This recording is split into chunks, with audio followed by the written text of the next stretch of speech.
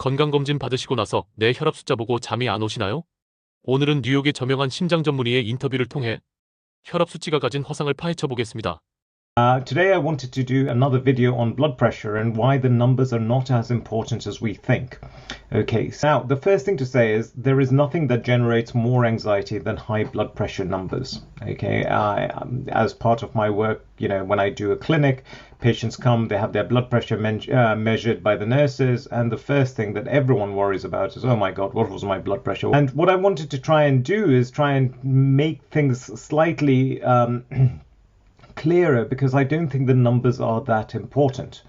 So let me try and explain this in a simplistic sense. The reason blood pressure is considered important is because if people have a persistently elevated blood pressure, then there is evidence that they are at a higher risk of heart attacks and strokes over many years. Okay, and if you can lower the blood pressure, then there is evidence that it reduces that risk by about 25% as a ballpark figure.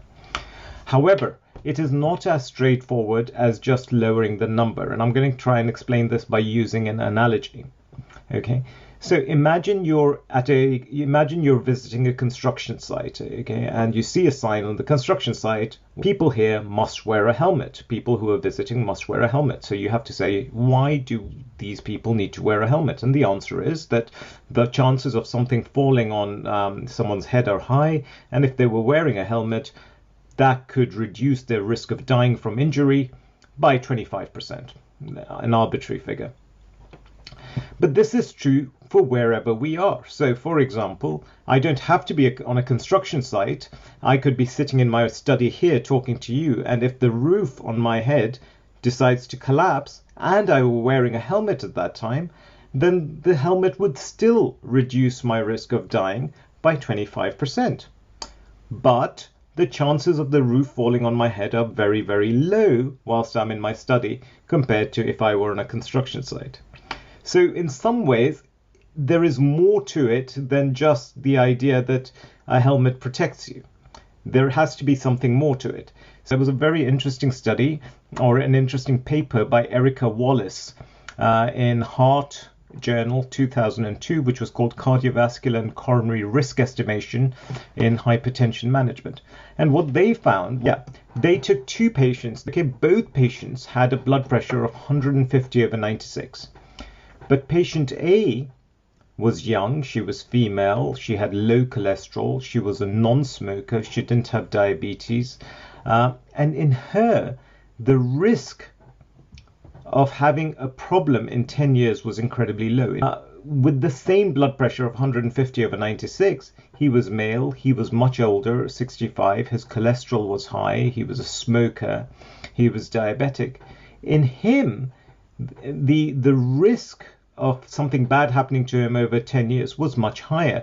And so what this goes to show is it's not the blood pressure that is important. It's all the other things. It's the age. It's whether you have diabetes. It's whether you smoke. It's whether you're sedentary. If you are someone who is generally fit and well, who doesn't smoke, who doesn't have any risk factors, who minimizes his stress, who sleeps well, your risks from having a high blood pressure are incredibly low.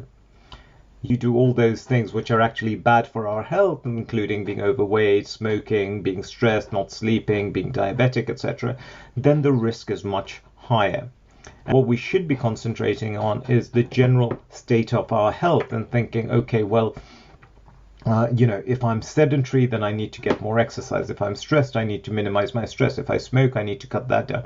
Trying to move from being an unhealthy person to a healthy person makes a far bigger difference. Don't worry about the blood pressure number. Concentrate on becoming a healthier person. Concentrate on sorting out your other risks and your comorbidities, and your risk from the blood pressure will automatically come down.